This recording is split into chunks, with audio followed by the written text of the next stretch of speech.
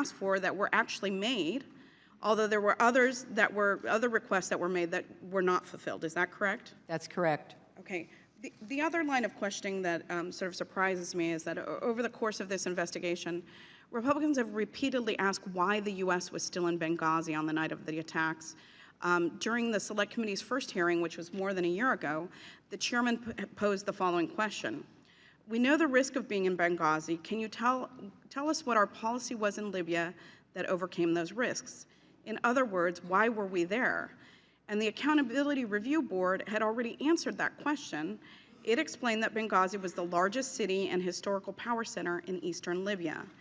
Further went on to say, although the rebel-led Transitional National Council declared that Tripoli would continue to be the capital of post-Gaddafi Libya, many of the influential players in the TNC remained based in Benghazi.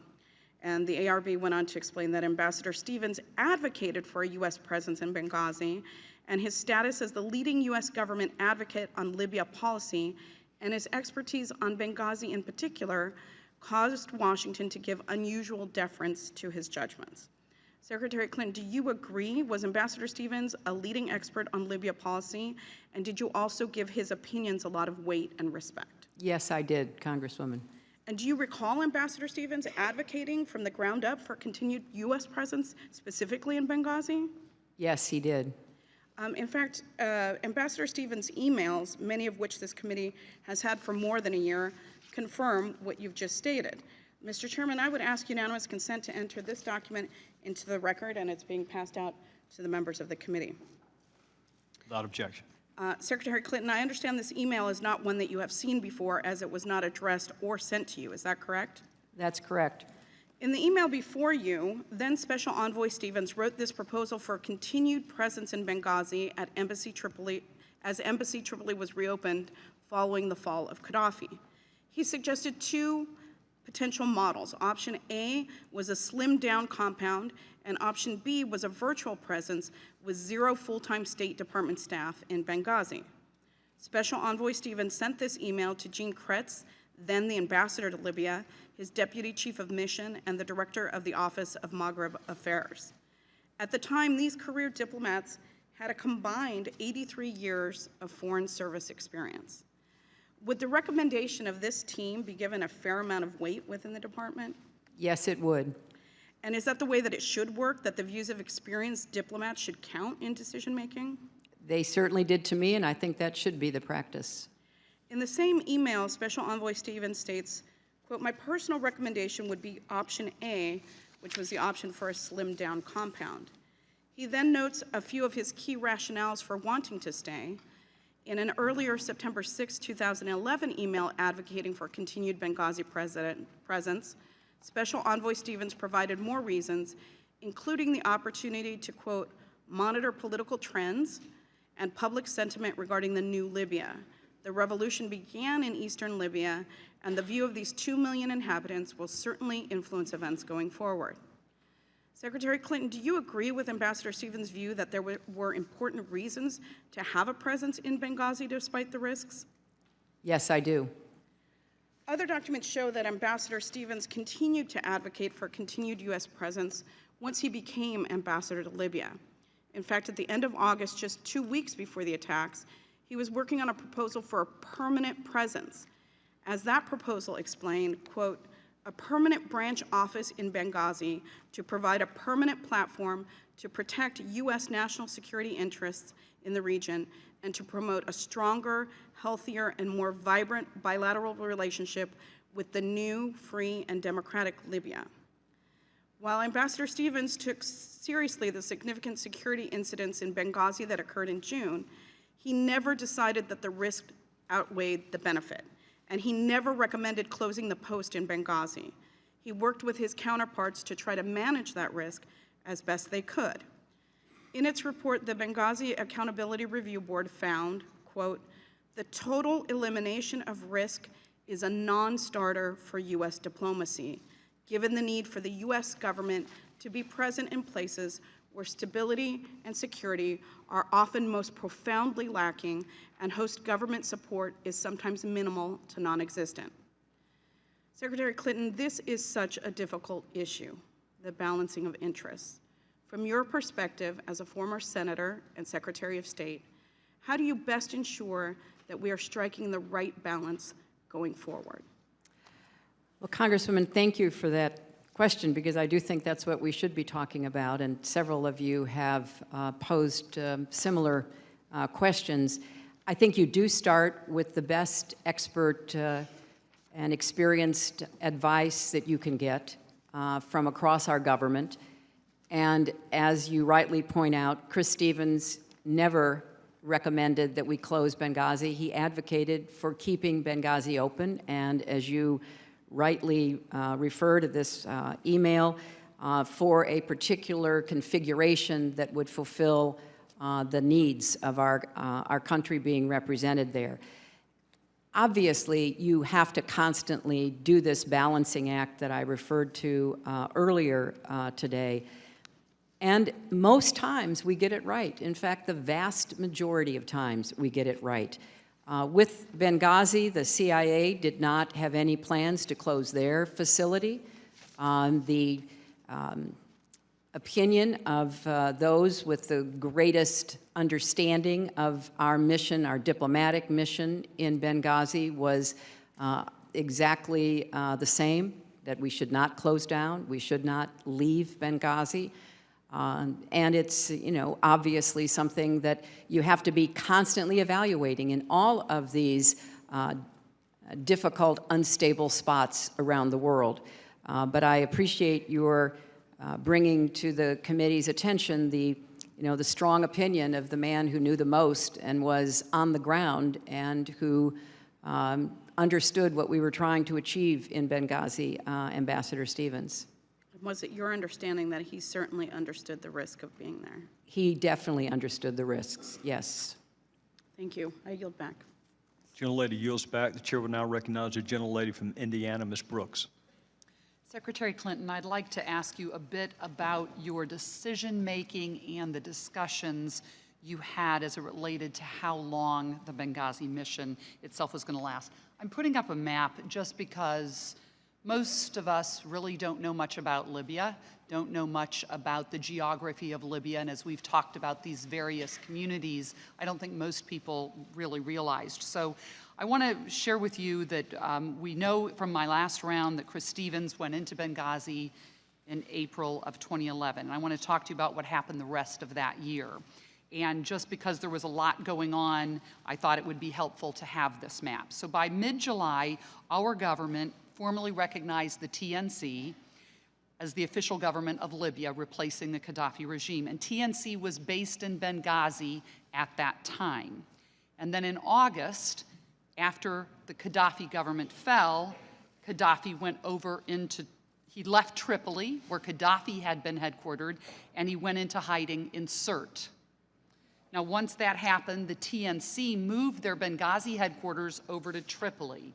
And then in September, we reopened our embassy in Tripoli, and Ambassador Kretz returned. He had been evacuated previously, and Chris Stevens stayed in Benghazi. Does that sound like an accurate summary of the summer of 2011?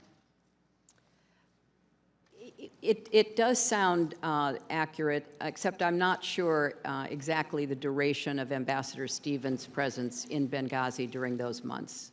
Well, that leads to my next question. What was your plan for the mission in the fall of 2011 and going forward?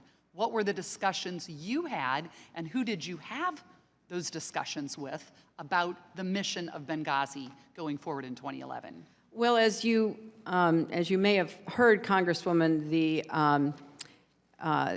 email that Congresswoman Sanchez introduced into the record was from the fall of 2011, and there was quite a discussion going on between officials in the State Department, in the intelligence community, in both Washington and Libya about the path forward. The Transitional National Council had been based in Benghazi, and there was a dispute even within the Libyans themselves as to whether they would split the government, whether the government would be located predominantly but not exclusively in Tripoli, or as some were hoping, predominantly but not exclusively in Benghazi. So this was all a very live subject that was being debated, both in Libya and with respect to what our response would be in Washington. So we at Chris Stevens' strong urging and that of other of our experienced diplomats, wanted to maintain a presence in Benghazi in some form. We reopened our embassy in Tripoli, which had been the historical capital, certainly under Gaddafi.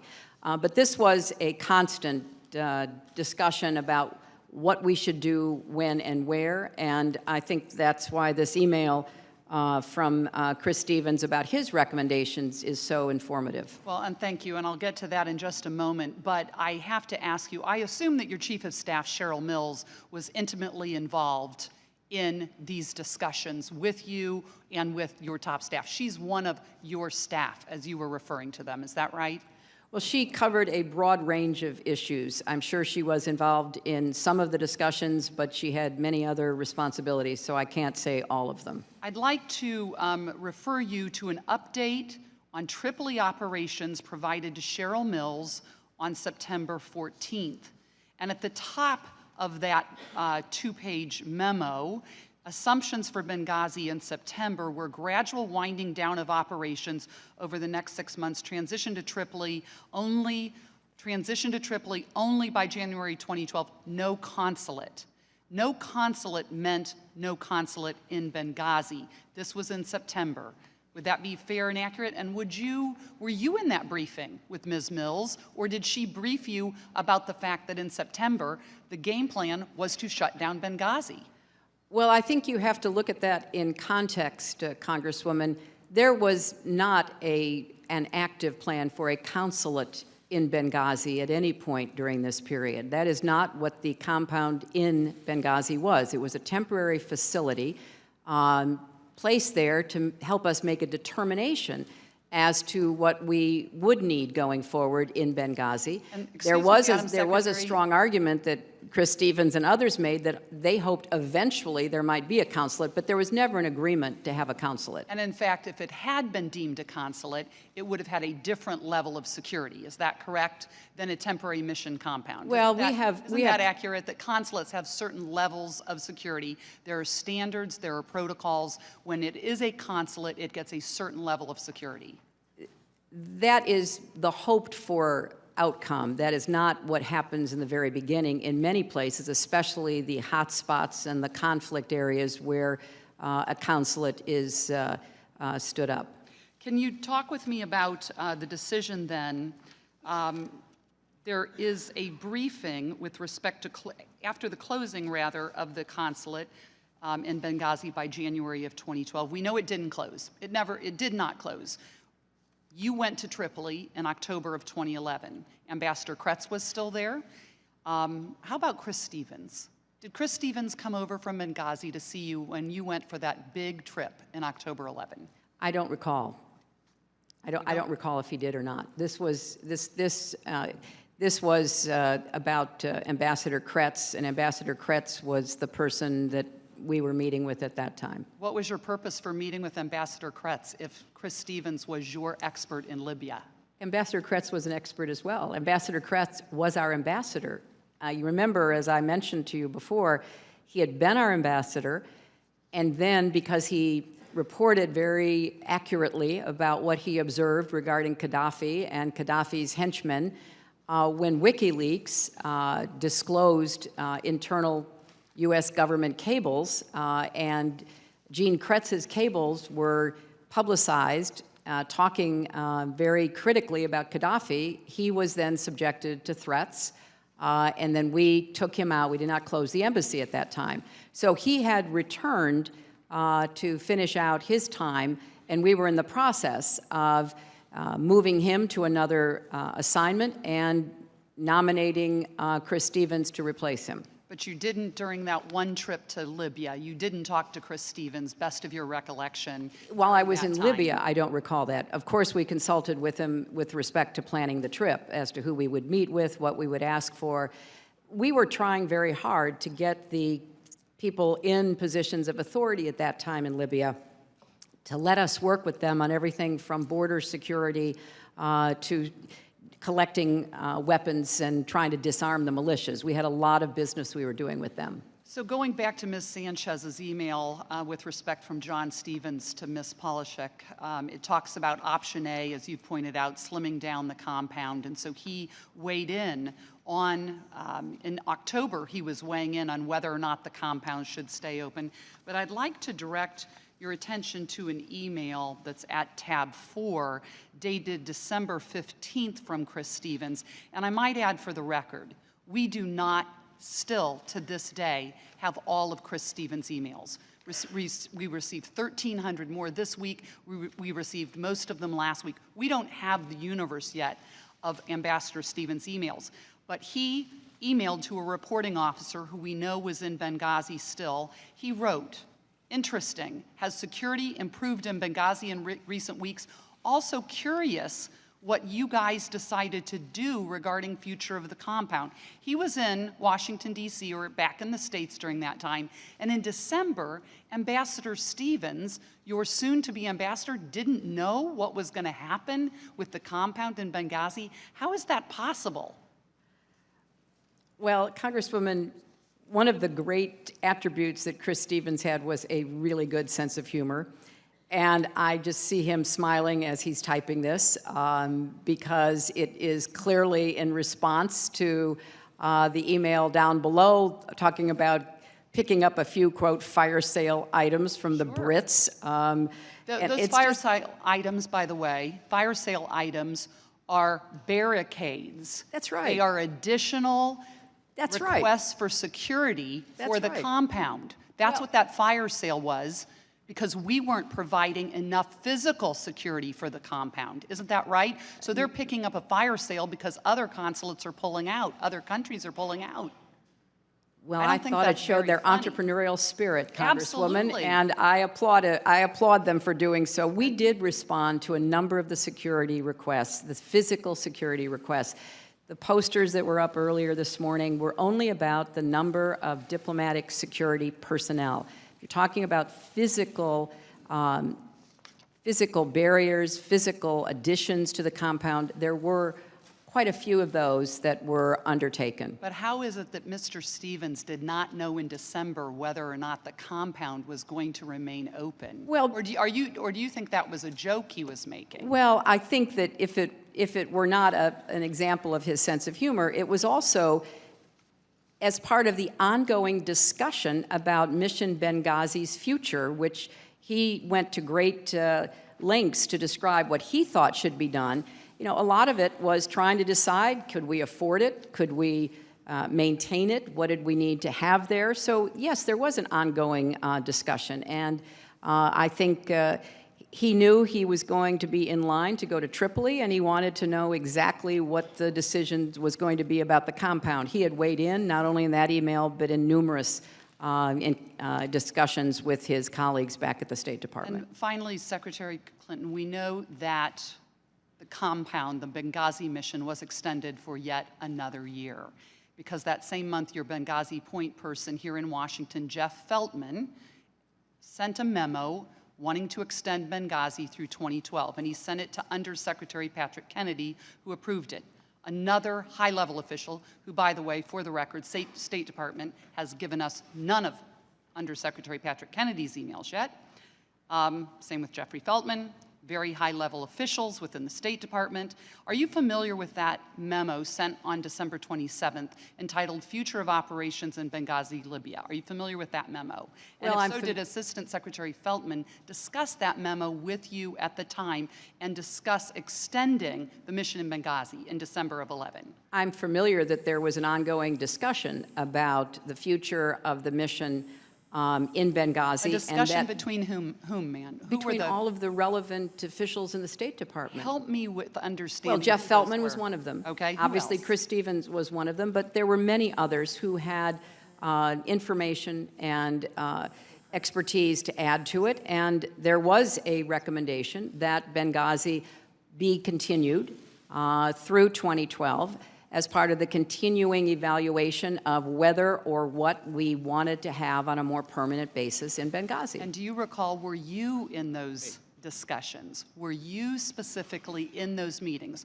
You've shared that you didn't do a lot by email, that you had more meetings and briefings. Were you in those meetings about extending Benghazi through the end of the year? There were certainly meetings in which I was advised about the process being undertaken as to determine whether Benghazi should be extended. So yes, I was aware of the process that was ongoing, and I was kept up to date about it. And were there any minutes or any briefings? The gentlelady's time has expired. Way over. Chair will now recognize the gentleman from Washington, Mr. Smith. I just want to clarify a couple of points. First of all, Ambassador Stevens had access to you. Yes, he did. In fact, as we were here, a former, I don't have the name in front of me, but an ambassador in Russia said that, he always had access to you, always had constant communication with you, never had your email address. I would hope that ambassadors would have more direct and immediate lines of communication, and Ambassador Stevens certainly did, Yes. correct? Mm-hmm. And also, did Ambassador Stevens ever advocate either leaving Libya or abandoning Benghazi? To the contrary, Congressman, he was a very strong advocate for staying in Libya, including in Benghazi. And I think, what we've learned here is, well, nothing, frankly, that we didn't know already. The security situation in Libya was dangerous, Right. without question. Would you say that Ambassador Stevens was unaware of any aspect of that? No, I would not. I think he was very aware. So he knew the security situation in Libya quite well. That's right. And yet, and again, I want to be clear on this, in his communications with you, and he had many, even if he didn't have your email address, did he ever say, did he raise the security issue directly with you? No, he did not. And, in the day in question, obviously he chose to go to Benghazi. He, as you have described earlier, as, gosh, all across the world today, diplomats are weighing the risks and the benefits in a lot of dangerous places. And he had to do that. And he Yes. chose to go to Benghazi. He did, and Congressman, ambassadors in the countries they are representing the United States in do not, as a practice, ask permission from the State Department to travel in the country where they are stationed. Right. And as well, they should not. They need to be in charge of their country. I'll also point out, on the question of emails and which ones you've received and haven't received, unfortunately, the State Department, which has been spending an enormous amount of time producing documents for this committee, cannot produce thousands of emails at the drop of a hat. And the committee chose to prioritize, your emails, but also Ms. Abedine's emails, Cheryl Mills' emails, basically Cindy Blumenthal's emails to you. They chose to prioritize those emails over the others. So the State Department is trying to get this information, but it is a question of the priorities of the committee, which brings me to the last point I'll make, and I won't take the full 10 minutes here. There are a lot of accusations that have been made back and forth about things that have been said that were or were not true. I think the one thing that was said in this hearing that is clearly the farthest from the truth is that this is not a prosecution. If you listen to the other side, this is unquestionably exactly that, a prosecution. I'd ask viewers to just go back and listen to Chairman Gowdy's questioning of you before the first break and tell me that that's not a prosecution. And I think, again, I don't know if shame, embarrassment, whatever word you wish to choose, it shouldn't be a prosecution. We have the former Secretary of State here.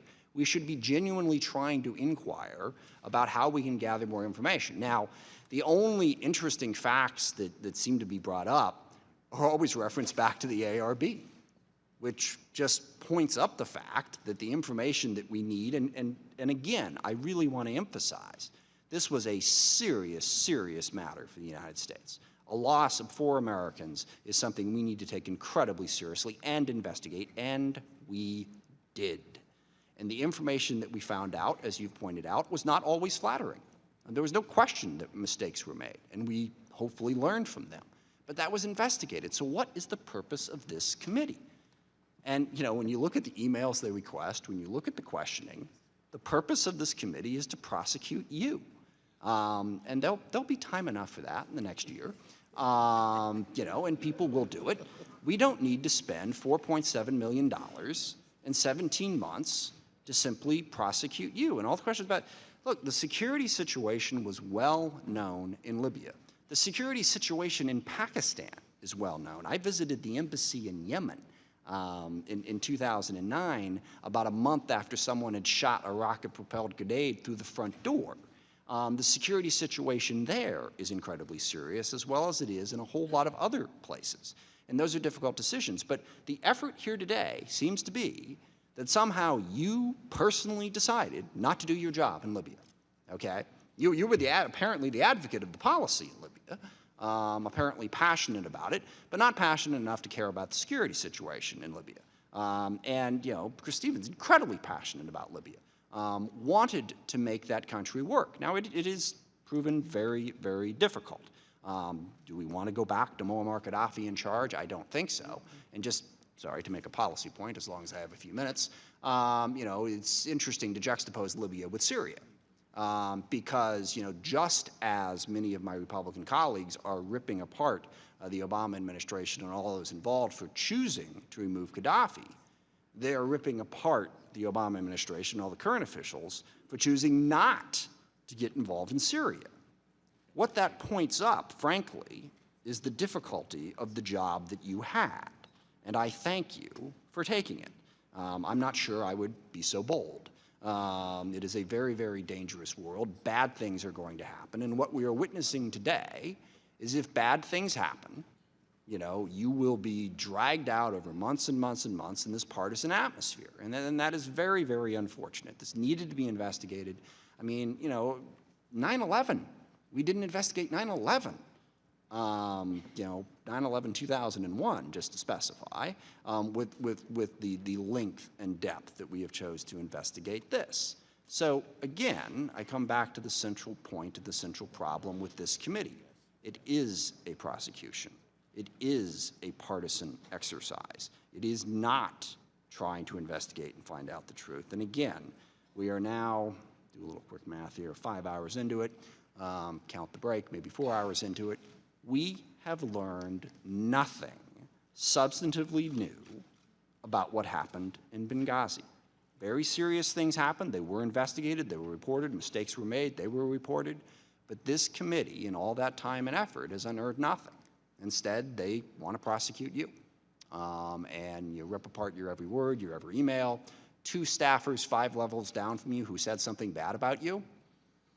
I mean, my goodness, I hope I don't ever have to undergo that kind of scrutiny. I would not survive it, and I don't think many would. So, I hope in the hours that we have left to do this that we will try to circle back to learning something new, to figuring out how we can best strike that balance that you described of being present in the world, but also trying to keep our people safe. Throughout the history of the country, my aunt was actually a Foreign Service officer way back when, and we have lost many diplomats, and she tells me about it all the time. And it's a difficult balance. If we can get back to that, if we can learn something new about what happened in Benghazi, I think that might be helpful. But right now, this committee is not doing a service to the 4 people who died or their families, or to preventing any of these future incidents from happening. So I thank you for your testimony. I thank you for your leadership and your willingness to do a very, very difficult job. And with that, I yield the remainder of my time to the ranking member, Mr. Cummings. Madam Secretary, maybe an hour or so ago, we were talking about the diplomatic security folks on the night of the incident, and you look like it appeared that you wanted to say a little bit more about that and what they. Speaking of that, the incident, would you like to elaborate? Well, thank you, Congressman. I don't want anything that is said to me or about me to take away from the heroic efforts that the diplomatic security officers exhibited. The 5 men who were with Chris and Sean Smith risked their lives repeatedly and were themselves under grave threat.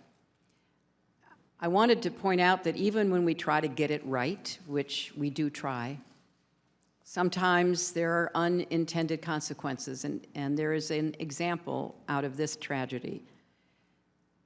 Coming out of previous assessments of attacks on facilities, we now have safe havens, safe rooms in facilities, particularly residences. The diplomatic security officers were able to get both Chris and Sean into that safe room. Of course, the idea behind the safe room, why security experts advocated for them, was to protect our civilians, our diplomats, from attacks like the one that was occurring.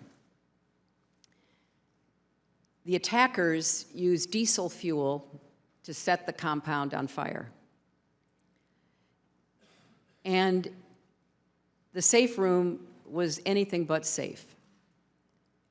I'm sure the committee members know that neither Chris Stevens nor Sean Smith died from injuries directly inflicted by the attackers. They both died of smoke inhalation. And one of the recommendations in this ARB report is that when we have safe havens, we need to have equipment that will enable people that are safe within them to withstand what happened in Benghazi. The lead diplomatic security officer, who was with both the ambassador and Sean Smith, endeavored to lead them to safety through a wall of black smoke. He wanted to get them out of the compound interior up to the roof, where they could be out of the fire and also out of the attackers' assault. He himself nearly died of smoke inhalation.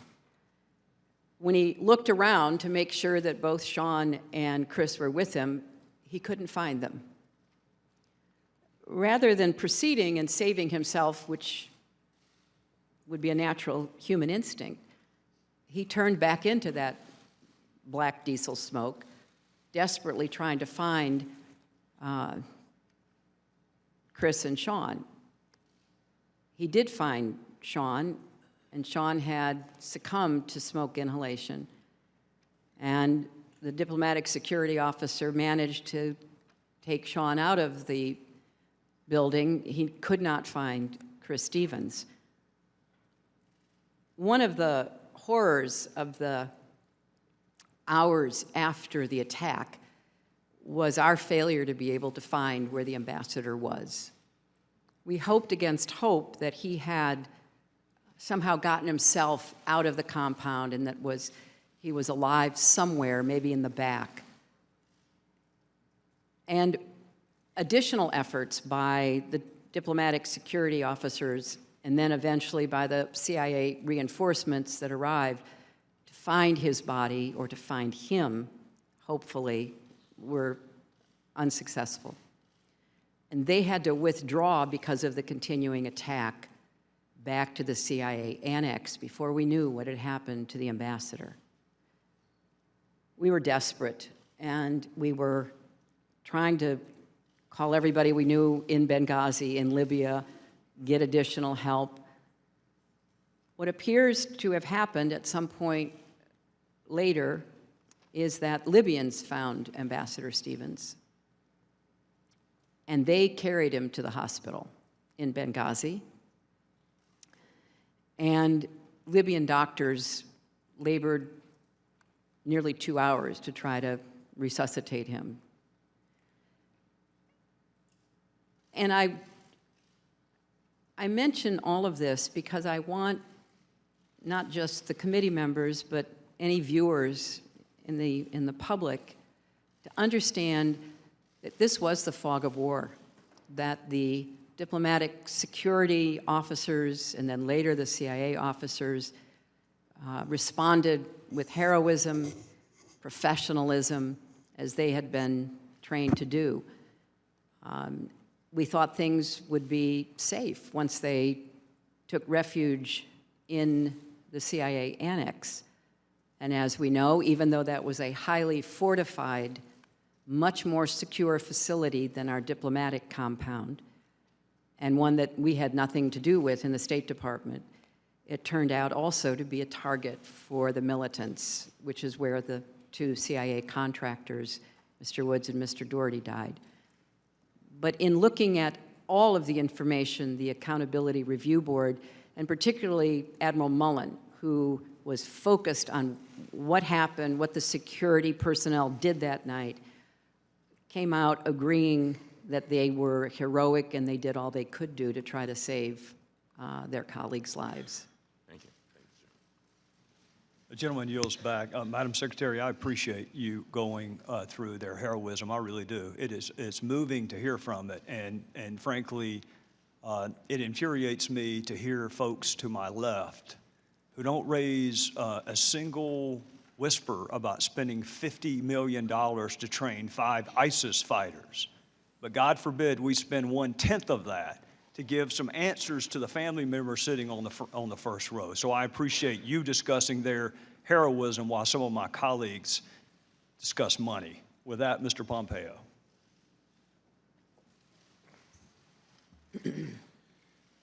I should add for that, I think, Mr. Smith gave a soliloquy. I think it was elegant, but more importantly, I think it was representative of the behavior of the Democrats on this panel. Since May of 2014, not one finger, not one question for a witness. They say they want to get at the truth, but the truth of the matter is they spent most of their time today, anybody can rewind the tape and find they spent most of their time today attacking members of this committee in this process, and I regret that. I think that's a violation of their duty to the country, and most importantly, their duty to the families. I want to go back to a couple things I talked to you about a bit before, Madam Secretary. So Ambassador Stevens didn't have your email, is that correct? Your personal email? I'm sorry, what did you ask me? Ambassador Stevens did not have your personal email address. We've established that. Yes, that's right. Did he have your cell phone number? Nobody had the 24-hour number of the state operations in the State Department that can reach me 24/7. Yes, ma'am. Did he have your fax number? He had the fax number of the State Department. Did he have your home address? No, I don't think any ambassador has ever asked me for that. Did he ever stop by your house? No, he did not, Congressman. Mr. Blumenthal had each of those and did each of those things. This man upon whom provided you so much information on Libya had access to you in ways that were very different than the access that a very senior diplomat had to you and your person. I had a picture up here a bit ago of a man named Wissam bin Hamid. You said you didn't recognize who he was. Were you ever briefed that he was present at the compound the night that Ambassador Stevens was killed? We're trying to track down the basis of your question, Congressman. We have no information at this time. My question is a yes or no question. It's pretty simple. Well, I don't have any information that I can provide to you, yes or no, because I know nothing about this. So the question is, were you briefed? And the answer is? We don't know anything about it, so how could I have been briefed about something we know nothing about? Great, thank you. Are all ARBs created equal? Well, there have been 19, including the one that we impaneled after Benghazi. They've all been led by distinguished Americans. They've all been set up in accordance with the laws and rules that the Congress established when they created the legislation to establish ARBs. So I assume in those respects they are created equal. Yes, ma'am. You know, I asked a pretty simple yes or no question, I guess. And I'm happy to let you expand. I'm happy to bring breakfast in. But when we ask a yes or no question, it'd sure be helpful if we could get to the answer. It wasn't a trick question at all. Are the recommendations of each ARB worthy of equal treatment? Well, they certainly are worthy of follow-up by the department, and I believe that they have been. There was an ARB, please, if you put up the poster, please. There was an ARB in 1998. You said this before in your testimony. 200 folks were killed. Here's what its recommendation said. It said, quote, special mission security posture that was inadequate for Benghazi and was, excuse me, this is from the most recent one. I want to know if you agree with this. Special mission security posture that was inadequate for Benghazi and grossly inadequate to deal with the attack that took place. Do you agree with that statement from the current ARB? I accepted the recommendations of the current Madam ARB. Secretary, my question is if you agree with it. I don't think that's a relevant question, Madam Congressman. Secretary. I think the question is, I accepted their recommendations, and obviously their recommendations were based on their very thorough investigation and analysis. So clearly, I endorsed the entire board's work. In January 2014, Senator Feinstein, noted conservative, said, quote, in her report, the incidents at the TMF and CIA were likely preventable, end of quote. Do you agree with that statement from Senator Feinstein's report? Well, I would like to think that anything of that magnitude and the loss of life could have in some way been preventable. I think that what the ARB recommended were steps to try to enhance our ability to prevent future attacks. Let's go back. I want to go back now. I have the right poster up. I apologize for that. In 1998, here's what the ARB said. It said, quote, the Secretary of State should personally review the security situation of embassy chanceries and other official premises, closing those which are highly vulnerable and threatened, end of quote. You've told us all day today that you don't think you should have been involved, and I'm quoting again from the ARB, personally reviewing security. How do you square that? Well, there are a couple of important points to make about this, Congressman. First, I made a number of decisions to close embassy, chanceries, and other official premises based on security. I closed the embassy in Tripoli. I had to evacuate all of the Americans out of Libya. We had to, lease ferries that came from Malta. We closed embassies and other facilities when we had a strong consensus recommendation that it was necessary to do. So that is a statement of secretarial responsibility.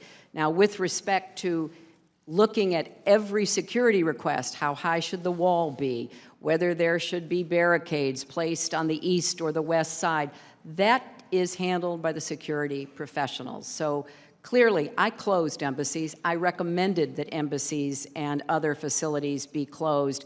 So I understand what that point is. Madam Secretary, this is yes or no question. Do you think you complied with what the ARB in 1998 said and personally reviewed the security at Benghazi? Well, that is not what my understanding of the 1998 No, it's just words, ARB. Madam Secretary. They're right there. Well, and I just answered. I personally reviewed security situations of chanceries and other official facilities that were recommended because they were highly vulnerable and threatened to be closed. And we closed some. Some we were able to reopen, which is kind of part of the process. With respect to the 1998 ARB recommendations, by the time I became secretary, having succeeded two secretaries who served during very dangerous and threatening times, there was an assessment made that I certainly was briefed into that we had to look at how best to professionalize the security and the expert advice that we were receiving. That was exactly what I did, and I went further than that. I created a new position, a deputy secretary for resources and management. I also had recommended after our ARB, the Deputy Assistant Secretary for High Threats.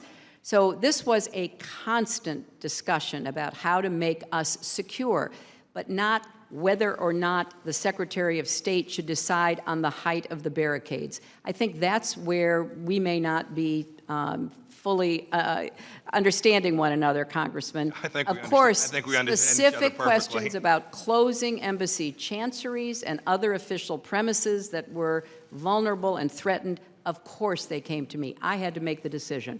Deciding whether the wall would be 10 feet, 12 feet, whether there'd be 3 security agents or 5, that was the province, as it should have been, of the professionals. Madam Secretary, here's another one from the 1998 ARB. Quote, first and foremost, the Secretary should take a personal and active role in carrying out the responsibility of ensuring the security U.S. diplomatic personnel abroad. Do you believe you complied with that requirement from the 1998 ARB? Yes, I do. I believe that I had established a process, and I said earlier today, State Department and our security professionals have to be 100% right, and I think that what happened in Benghazi was a tragedy and something that we all want to prevent from ever happening again. But there were many, many situations, many security issues that we had to deal with during the 4 years that I was Secretary of State. And I did leave what I hope will be a very important additional position, namely the Deputy for High Threat Posts, that now will focus solely on what are considered the highest threat places in the world for our personnel. Madam Secretary, I hope you can understand the difference between creating a deputy under Assistant Secretary and America's senior diplomat getting involved in personal security. The amount of resources that can be moved, the speed with which they will move, rested only in your hands. Well, I just I've led respectfully organizations disagree myself. with that, Congressman. It's been my experience that you want to find people who are dedicated 100% to security. You don't want a secretary or anyone dipping in and out, maybe making decisions based on factors other than what the professionals decide. At least that is my very strong opinion. Yes, ma'am. Leaders lead. I've just got a few seconds. In all of the materials that have been produced to us to date, I have not yet found the document that was prepared at your request for post-Gaddafi planning. Did you have such a document prepared prior to the time that Mr. Gaddafi was removed? We had a number of documents. We had a long list of areas that we were working on and the process for following up on those areas. I don't know if it was one document or a dozen documents, but we had a lot of work that was ongoing, both at the State Department and at USAID. And did you ask for those documents to be prepared? Do you know if you had a team working on that, or if it was just something that was happening of its own accord? We had a number of people who were working on that. There were, as I said, I sent both of my deputies out to Libya to meet with the Libyans. You know, we can do all the planning we want in Washington, but it's very important to ask the Libyans both what they want and what they expect from us. And so we had an ongoing dialogue that lasted over many months. Yes, ma'am, I agree with that. We'll get a chance to talk about that in a bit. I yield back. Gentleman yields back. The chair will now recognize the gentlelady from Illinois, Ms. Duckworth. Thank you, Mr. Chairman. Secretary Clinton, I apologize. My line of questioning will probably be a little bit boring because I'm going to get into some details that actually have to deal with security and how we can better safeguard America's diplomats now and onwards. I have to say that the ARB conducted by Admiral Mullen, a man of great military pedigree and long service to this nation, quite honorable, brave service, as well as Ambassador Pickering, I thought was well conducted and well thought out. And in fact, don't just take my word from it, I'm a pretty low-ranking member of the House, but Buck McKeon, the Republican chairman, longtime Republican chairman of the House Armed Services Committee also, and never once in our committee hearing did I hear him malign the work that was done in that ARB, as we on that committee also looked into what happened. So I want to look at some of the findings from that ARB, and I want specifically to examine the failures of the Blue Mountain Libya security guards and the February 13 militia on that exact day, September 11th, 2012. My understanding is in Benghazi, neither the host country's militia forces nor the State Department's private local guards were capable of defending our personnel. These poorly trained forces either did not show up, they retreated in the face of danger, or simply lacked the necessary tools to fight back effectively. I want to learn the lessons from Benghazi and hold everyone accountable, not just the State Department, but every agency involved, as well as Congress ourselves and this committee itself, for implementing significant comprehensive reforms that will prevent future tragedies. Looking at the work that I've done on Armed Services Committee and on Oversight Government Reform, I've been consistently concerned with the cost and consequences of federal contract mismanagement. Costs the American taxpayers a lot of dollars.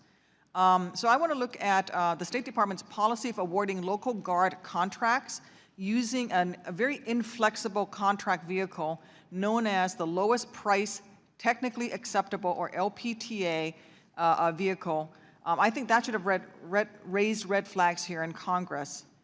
When life and limb are at risk, such as when buying body armor for our troops overseas or barriers for our embassies, I don't know that lowest price technically acceptable is the right vehicle. So can you discuss a little bit, why is it that the State Department appears to have awarded local guard contracts in Libya using this contracting method? Congresswoman, I think that's another very important question. I think the State Department, like much of the rest of the government, often feels under pressure to go to the lowest price, whether or not that lowest price is the best contract. And we had a lot of challenges, not just in Libya, but in many places around the world, trying to work to find the right contractors to provide static security for a lot of our posts and facilities, to find more kinetic contractors who could be the front line of defense, since we, as we discussed earlier, were stationed in so many places where there were not American military that could be called and quickly respond.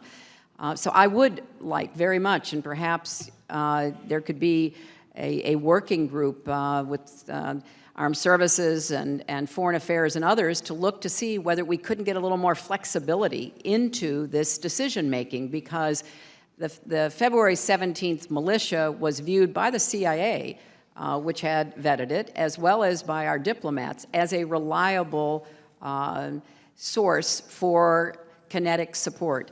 Sometimes it worked, and sometimes it didn't. And the static support proved to be not very useful at all on that night. So I think you're really raising an important issue about how to get more flexibility into the contracting, because we're not going to be able to bring American military forces to every place where we are in a high-threat post, either because the military can't afford to do that for us or because the host country won't invite us in. And the other problem, as you pointed out, is that if the host country doesn't have any real resources, it's hard to know how much they can produce. That night I was calling the president of Libya and demanding that he find any friendly militia, any friendly anybody, to show up and to support us. When our reinforcements, the security reinforcements from Tripoli landed, a militia showed up and in fact kept them there until they had a big enough group to accompany them to the CIA annex. So it's a very unpredictable and even erratic process, and it starts with, in many instances, the lowest price, and I don't think that's always the best way to get a contract for security. I happen to agree with you, and I think actually the LPTA that I'm talking about, that actually sets very inflexible standards for specifically the Department of State, is actually a law passed by Congress in 1990. So when you talk about maybe some sort of a working group, Congress needs to do our part and maybe amend a 35-year-old law that actually forced the State Department to go with the lowest price. Secretary Clinton, can you address what actions Congress can fix problems that have to do with host country instituted stringent policies given the use of private security guards? My understanding is that the country of Libya, the host nation in this case, did not allow your security contractors to carry firearms. The Blue Mountain Guards, I think the Blue Mountain Guards were not allowed to carry firearms. Right. Is that right? Yeah, the Blue Mountain was not. Certainly our diplomatic security officers were. The militia members who were supposed to be providing kinetic help for us were. So it was only the static guards that were not. Now, I will say that, you know, some of those guards did stand their ground. They were basically run over. Several of them were injured the night of the attack. So I don't want to cast aspersions on all of them and the service they provided, but it was not adequate for what we needed then or really at any time. Are we facing that same type of restrictions in other nations as well, in other hotspots? We talked earlier about the 19 missions that are out there with this type of issues with the LPTA and contracting, and as well as host nation requirements? Yes, we do. You know, the host nation gets to call a lot of the shots. under the Vienna Convention, the host nation is responsible for providing security for to get that is required. And in some cases, we've been able to work out arrangements with the host country. Some we have just defied them and tried to be very quiet about what we were doing, and others, we are prohibited. So it's a constant, again, it goes back to that balancing of risk and reward that we're always doing. Going back to the ARB conducted by Admiral Mullins and Ambassador Pickering, how many of their recommendations did U.S. Secretary of State accept? I accepted all of them. They made 29 recommendations, Congresswoman. I accepted all 29 of them and began to implement them before I left the State Department, and I know that Secretary Kerry has continued that work. Do you recommend for future secretaries and for this committee and other members of Congress some sort of a formal review process as we go onwards? I don't want there to be a review process that is triggered by death of Americans. This goes back to my earlier question about institutionalization of this process so that we make sure that our men and women in embassies right now are safe and that they're safe tomorrow and a year from now and 10 years from now. What needs to be done so that we can make sure that our 4 heroic dead did not lay down their lives in vain? Well, Congresswoman, before the attacks in Benghazi, the Congress never fully funded the security requests that the administration sent to Congress. Following Benghazi, that has improved, but there are still areas where I think greater funding and responsiveness would be helpful. It was unfortunate that we didn't get all the resources that might have enabled us to do more in all the high-threat posts before Benghazi, but I appreciate what the Congress has done since. The one specific recommendation that I would like to see the Congress act on expeditiously is the training facility that would be set up in order to train diplomatic security officers specifically for these high-threat situations. And I think this is overdue. I know that on a bipartisan basis, representatives from Virginia, which is the state where the site that has been identified is found, have urged in a recent op-ed that the Congress act on this. I would certainly echo that as well. Thank you. I thank the gentlelady. Madam Secretary, they've called votes, but we're going to try to get in Mr. Roscom, and I'm going to recognize Ms. Brooks for 10 seconds before Mr. Roscom. Thank you, Mr. Chairman. And just to clarify for the record, I made a statement previously that we had received none of Undersecretary Patrick Kennedy's emails. We've received some through production of other individuals' emails. We have not received a full production of Undersecretary Patrick Kennedy's emails. So I just wanted to clarify. We do have some, but it is through other email production. Thank you. I yield back. Yes, ma'am. Gentleman from Illinois. Thanks. Secretary Clinton, can I just direct your attention to the screen?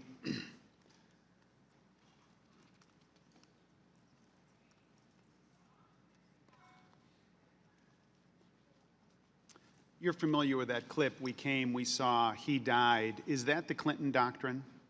No, that was an expression of relief that the military mission undertaken by NATO and our other partners had achieved its end, and therefore no more American, European, or Arab lives would be at stake in trying to prevent Gaddafi from wreaking havoc on Libyans or causing more problems to the region and beyond. I want to direct your attention, and maybe direct the group's attention right now, to something that hasn't really been discussed. There's been this explicit criticism of Republicans being partisans today, but I want to direct your attention to what is actually going on with you and your team, many of whom are here today with you. So Jake Sullivan, one of your close advisors that you just told us about, put together the TikTok on Libya memo, and that was a memo that was all about you. It put together 22 different accomplishments, and you were the central figure in all 22 of those accomplishments.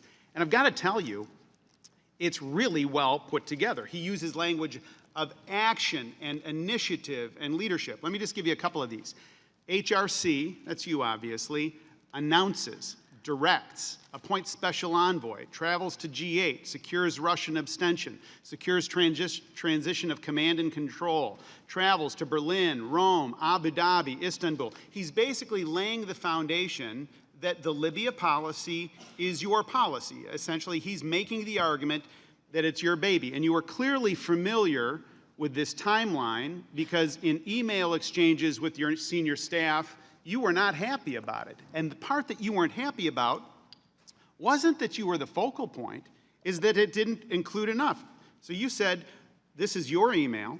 What bothers me is that the policy office prepared the timeline, but it doesn't include much of what I did. Another time you said, the timeline is totally inadequate, which bothers me about our record keeping, and I'll come back to that in a minute, Secretary. For example, I was in Paris in 319 when the attack started. It's not on the timeline. What else is missing?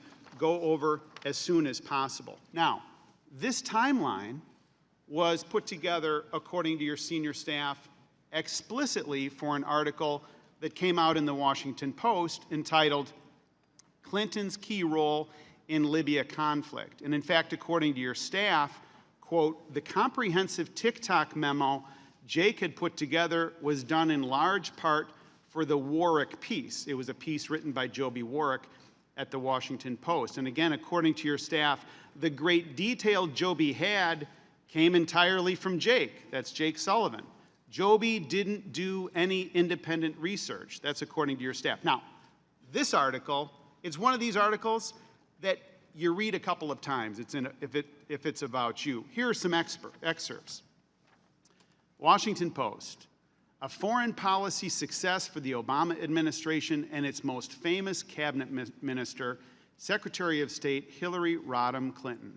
Or this, she went to Paris, there were no instructions from the White House on whether to support strong action in Libya, said a senior State Department official. Yet within 3 days, the official said, Clinton began to see a way forward. And I think my personal favorite is this. Clinton, ignoring the advice of State Department lawyers, convinced Obama to grant full diplomatic recognition to the rebels. Now, you and your team were pleased with the work that you did and the risks that you took, the leadership that you took. A couple of hours ago, you told me, hey, I'm the diplomat here. I'm driving the policy. And isn't it true that you'd been thinking about getting political credit actually for months on this? No. Well, if that's your answer, let me draw your attention, Madam Secretary. But Congressman, you let me please, All right, if I fair enough. Go could. ahead. We were trying to make sure that what was written, because it's not always accurate, in case you all haven't noticed in your own careers, what was written about a very important foreign policy effort by this administration was accurate. This was all in response, as I understand it, to a reporter trying to ask questions and us providing the best possible information we could. In fact, trying to make sure that we ourselves had a good timeline and that our record keeping was accurate. I think that is not an uncommon experience here in Washington. Somebody calls you up, says, I'm writing a story. What can you tell us? And you tell them. Well, Secretary Clinton, that's not all that was going on, though. Isn't that right? Because you knew that this was good for you. Because this is what you were writing in August of 2011. This is right after Tripoli fell. You wrote, what about the idea of my flying to Martha's Vineyard to see the president for 30 minutes and then making a statement with him alone? Or you asked your staff how to convince the White House that this would be good for the president. And these are your words, Madam Secretary. It's a great opportunity to describe all that we've been doing before the French try to take all the credit. In fact, your staff told you that they thought it would be a political boost for the president, showing that he was huddling with you instead of being on vacation. And so you asked your chief of staff, Jake Sullivan asked your chief of staff, Cheryl Mills, to call Dennis McDonough, now the president's chief of staff, to put together a full court press. I'll wait while you read Jake's note. Thank you. Because I don't. Well, here's my question. Yeah, I'm waiting for a question. Well, go ahead. You finish reading, and I'll start talking. Well, one thing I wanted, which, Well, since are you I don't waiting for the have, since question? I don't have what you're reading Oh, here, in front of me, Congressman. It's tab 12. Well, that has now been handed to me, and it's clear that I wanted to make sure Chris Stevens, Jeff Feltman, DOD got credit. I wrote that. You did not quote that. Yeah, but well, this is all I mean, about let's- state of mind at that particular point. You were thinking about credit for you, isn't that right? No, that's not. I wanted those who were part of this policy to be given recognition, and I also wanted to be sure that we had the President and the White House coordinating with us. It was a very gutsy decision for the President to make, Congressman. It was not by any means an easy call. As I alluded earlier this morning, I was in that Situation Room many, many times, watching the President have to balance competing interests, competing opinions, trying to make a decision. When he made the decision that the United States would support NATO and support the Arabs, there was no guarantee about how it would turn out. And I personally believe he deserved a lot of credit, as did Chris Stevens, Jeff Feltman, the Department of Defense, and others. We had a daily phone call, a daily secure phone call that often included the President, included the generals the generals and the admirals responsible for our mission, included our top diplomats.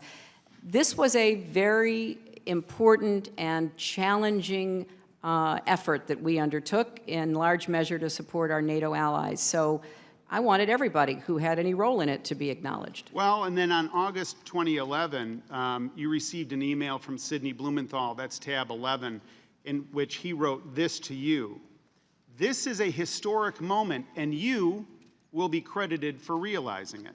When Gaddafi himself is finally removed, you should, of course, make a public statement before the cameras wherever you are, even in the driveway of your vacation home. You must go on camera. That was Blumenthal's admonishment to you. And I don't recall doing that, just in case you're going to ask me. Yeah, but I mean, look, the timing. You forwarded Blumenthal's suggestion to Jake Sullivan, and you were focused on how dramatic it would be. You were working to make this the story of the day. Isn't that right? This is your email to Jake. This is tab 11. This is your words, Madam Secretary. Sid makes a good case for what I should say, but it's premised on being said after Gaddafi goes, which will make it more dramatic. That's my hesitancy, since I'm not sure how many chances I'll get. So 2 months before the end of the Gaddafi regime, and you're already planning on how to make your statement dramatic to maximize political gains. Isn't that right? Congressman, I think that what we were trying to do was to keep the American people informed about this policy. It was, as you recall, somewhat controversial. Now, there were Republicans as well as Democrats who advocated for it, and there were Republicans as well as Democrats who were concerned about it.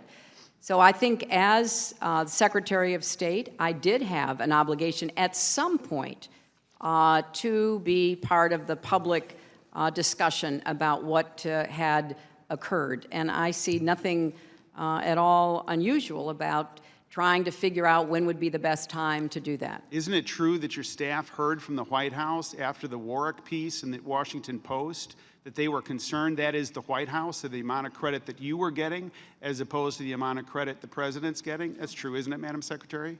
Look, the President deserves the lion's share of the credit. And why is the White House uptight that you're taking the credit? Well, I was often being asked that. The President had a lot of other stuff going on. He was still trying to, rescue the economy, a lot of other things happening. So from my perspective, the President deserves the credit. He's the one who made the decision. I was honored to be part of the team that advised him, and insofar as I was able to explain what we did and what the import of it was, I was ready to do so. So when Jake Sullivan, tab 11, emails you and said that you should publicize this in all of your television appearances, they wanted to, quote, have you lay down something definitive, almost like the Clinton doctrine. That wasn't the Obama doctrine, is that right, Madam Secretary? Well, I think this was the Clinton doctrine. Well, look, I think that the effort we made, the way we put together the coalition, the way I put together the coalition that imposed sanctions on Iran, I think that there is a lot to talk about. I talked about smart power. If you're talking about what I believe we have to use every tool at our disposal. Lead with diplomacy, support with development, and when necessary, as a last resort, not a first choice, defense.